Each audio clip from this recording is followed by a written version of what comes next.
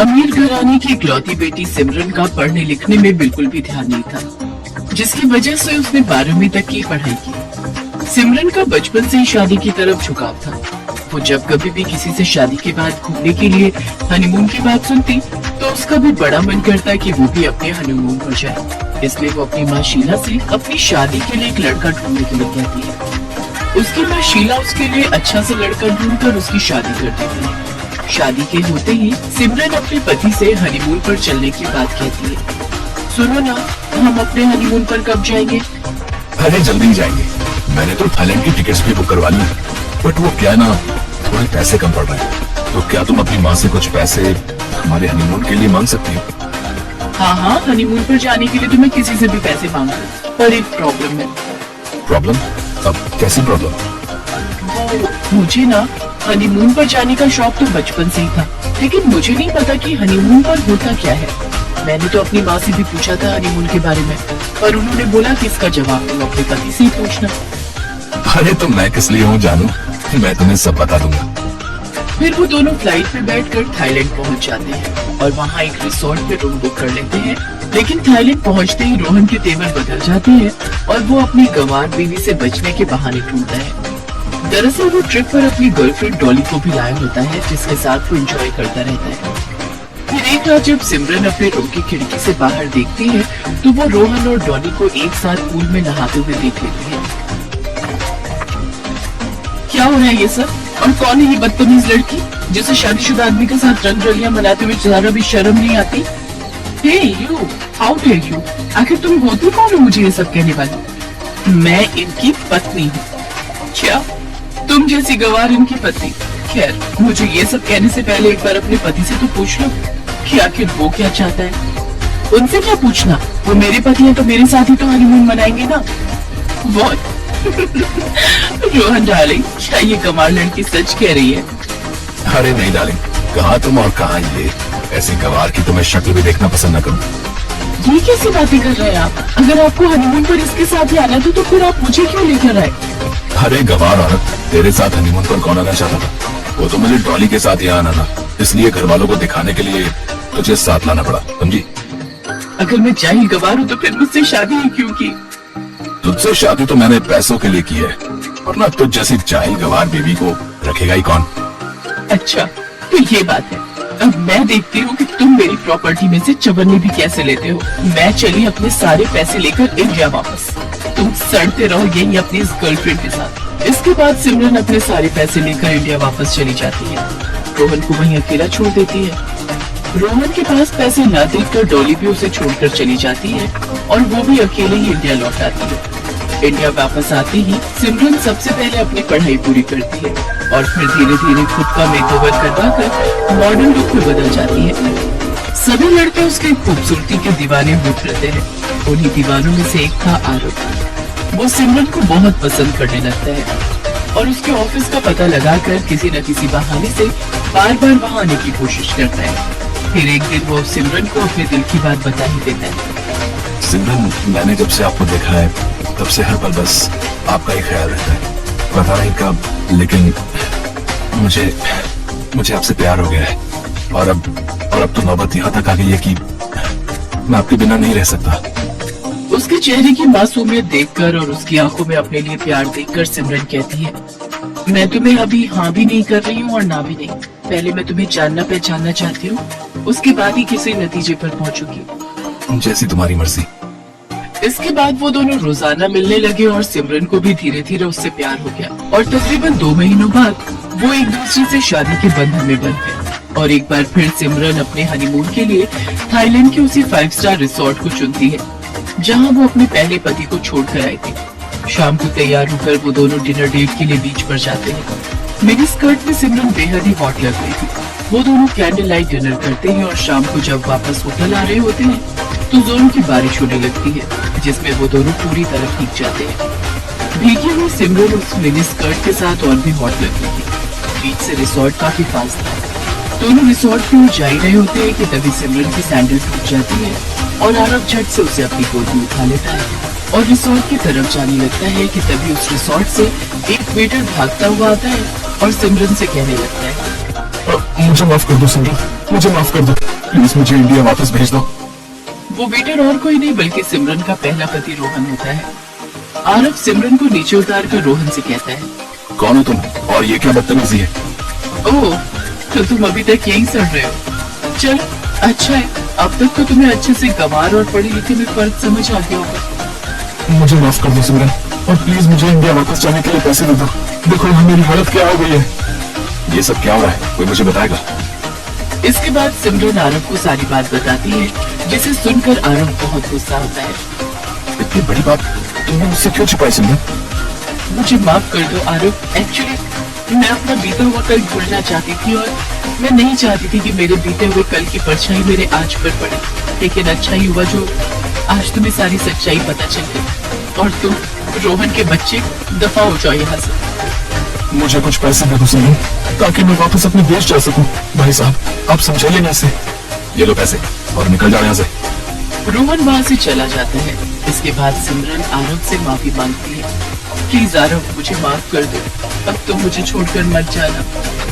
मैं तुम्हें छोड़कर कहीं नहीं जाऊंगा, बस तुमने मुझसे इतनी बड़ी बात छुपाई इसलिए तुमसे थोड़ा नाराज था, लेकिन अब सब ठीक है।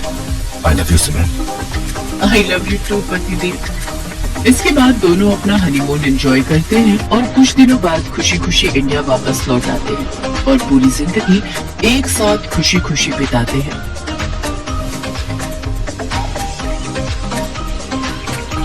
बिलासपुर गांव में सतीश नाम का एक दूध वाला रहता है। वो बहुत ही ईमानदार और शरीफ। उसके पड़ोस में ही उसका छोटा भाई राजेंद्र रहता था। वो भी दूध बेचने का ही काम करता था। राजेंद्र स्वभाव से बहुत ही तेज तर्रार और शातिर था।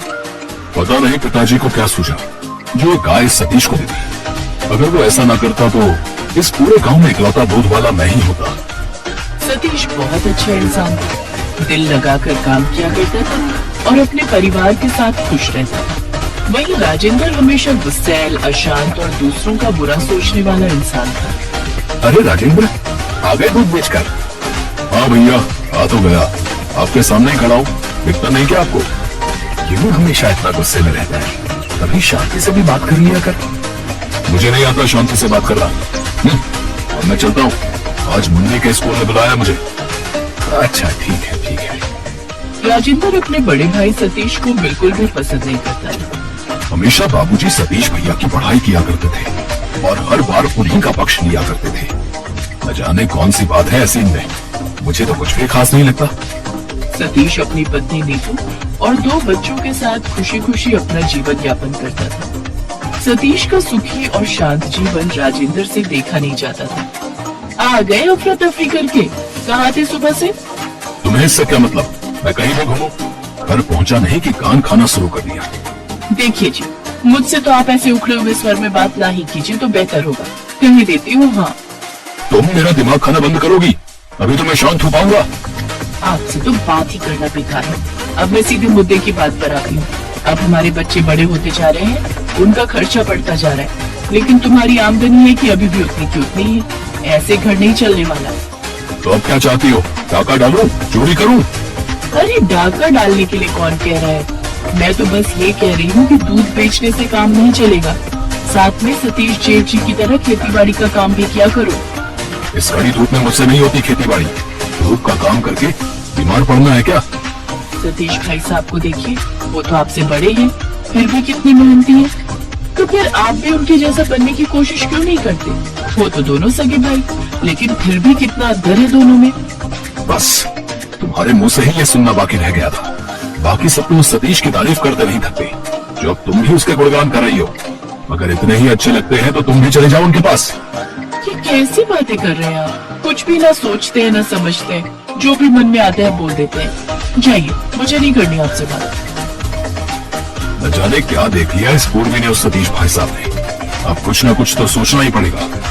राजेंद्र सारी रात बैठकर अपनी आमदनी बढ़ाने के बारे में सोचता रहता है। कैसे अपनी आमदनी को बढ़ाया जाए जिसमें समय भी ज्यादा न लगे और आमदनी भी हो जाए। फिर उसके मन में चोरी का विचार आता है। चोरी? हाँ, ये तो अच्छा आइडिया है।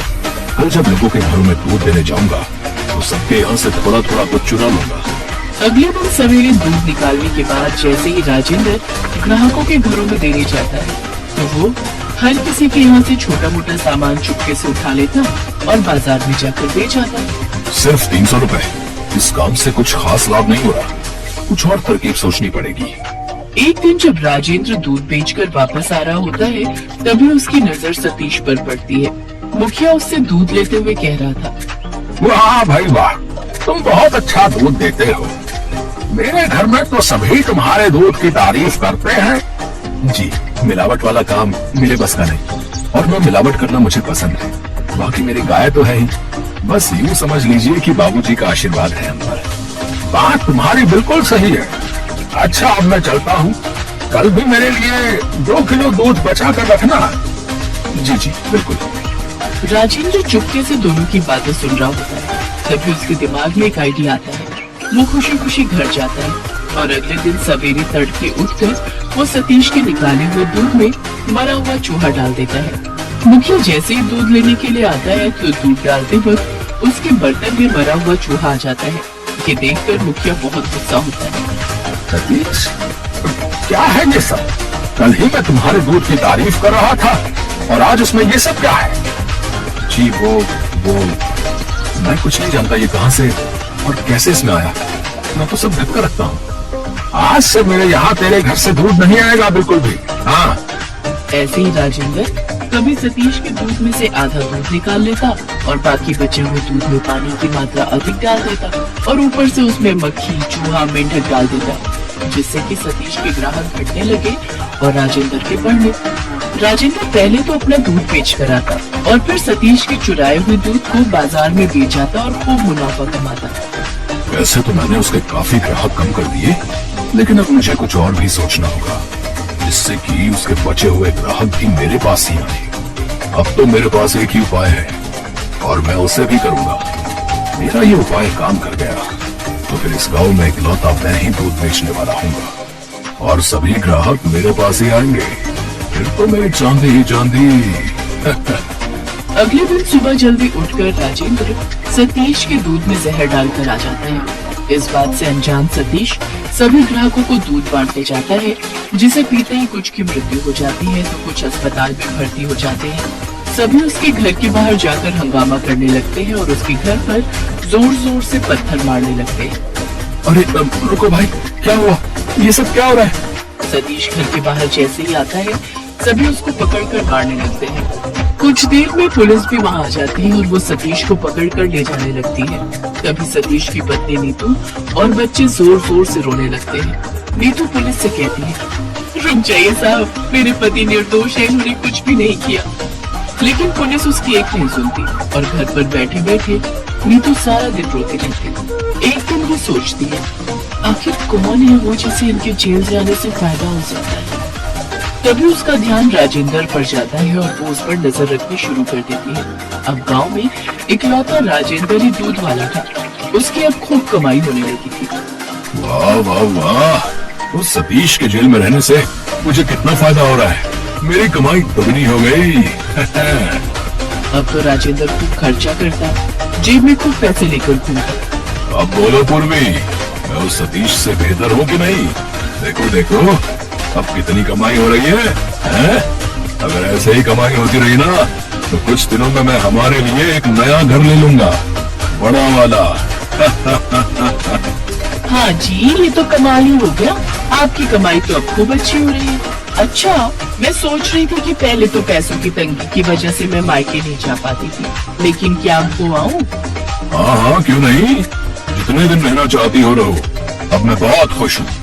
अगले दिन पूर्वी नीतू के पास जाती है और उससे कहती है, भाभी मैं कुछ दिनों के लिए मायके जा रही हूँ, क्या आप इन्हें खाना बनाकर दे देंगी? हाँ हाँ पूर्वी, क्यों नहीं, ये भी कोई कहने की बात है। रात को जब नीतू राजेंद्र के लिए खाना लेकर आती है तो देखती है कि राजेंद्र नशे की हालत में होता है। अरे भाभी आप यहाँ? हाँ, खाना देने आई हूँ। रख दीजिए। वैसे एक बात पूछूं, आपको और बच्चों को सतीश भाई साहब की याद तो बड़ी आती होगी ना? अब आपको पता है उसको जेल किसने भेजा? मैंने। आपने? जी बिल्कुल सही सुना आपने। मैंने लेकिन क्यों? मैंने ही तो उसके दूध में जहर मिलाया था ताकि उसको जेल हो जाए और मुझको मुनाफा। इसके बाद नशे में धुत राजेंद्र बिस्तर पकड़कर सो जाता है। नीतू घर में छानबीन शुरू करती है, तभी उसकी नजर जहर की शीशी पर पड़ती है। इसका मतलब राजेंद्र ने ही जहर मिलाया था। अभी तो इसने नशे की हालत में सच उगल दिया, लेकिन सवेरा होते ही ये गांव वालों के सामने मुकर जाएगा। मुझे सबूत के तौर पर उस आदमी को ढूंढना होगा जो इस गांव में जहर बेचता है। अगले दिन नीतू उस आदमी से मिलती है जो जहर बेचता है। फिर सभी गांव वालों को साथ लेकर सीधा मुखिया जी के पास जाती है। राजेंद्र भी वहाँ होता है। लेकिन किसने फंसाया उसे? मेरे पति को फंसाने वाला कोई और नहीं बल्कि ये राजेंद्र है। पर ये तो सतीश का छोटा भाई है, वो ऐसा क्यों करेगा भाई? आइए भाई साहब, आगे आइए और बताइए, ये जहर की शीशी आपसे किसने ली थी? जी ये जहर मुझसे राजेंद्र जी ने लिया था। जिस दिन राजेंद्र ने ये जहर लिया था उसके अगले दिन ही ये घटना घटी। राजेंद्र क्या कह रही है नीतू? क्या ये सब सच है? मुझे माफ कर दीजिए मुखिया जी, ज्यादा पैसों के लालच में मैंने ये सब किया ताकि मेरी कमाई अच्छी हो जाए। अभी के अभी राजेंद्र को जेल भेजा जाए भाई, है? और सतीश को छुड़वाकर इज्जत के साथ गांव वापस लाया जाए। और आज के बाद इस गांव में कोई भी जहर नहीं बेचेगा। अगर कोई ऐसा करता पाया गया तो उसे दंड दिया जाएगा। राजेंद्र को गिरफ्तार कर लिया जाता है और सतीश को इज्जत के साथ गांव में वापस लाया जाता है। सभी गांव वाले सतीश से माफी मांगते हैं और वापस से सतीश से दूध लेना शुरू कर देते हैं।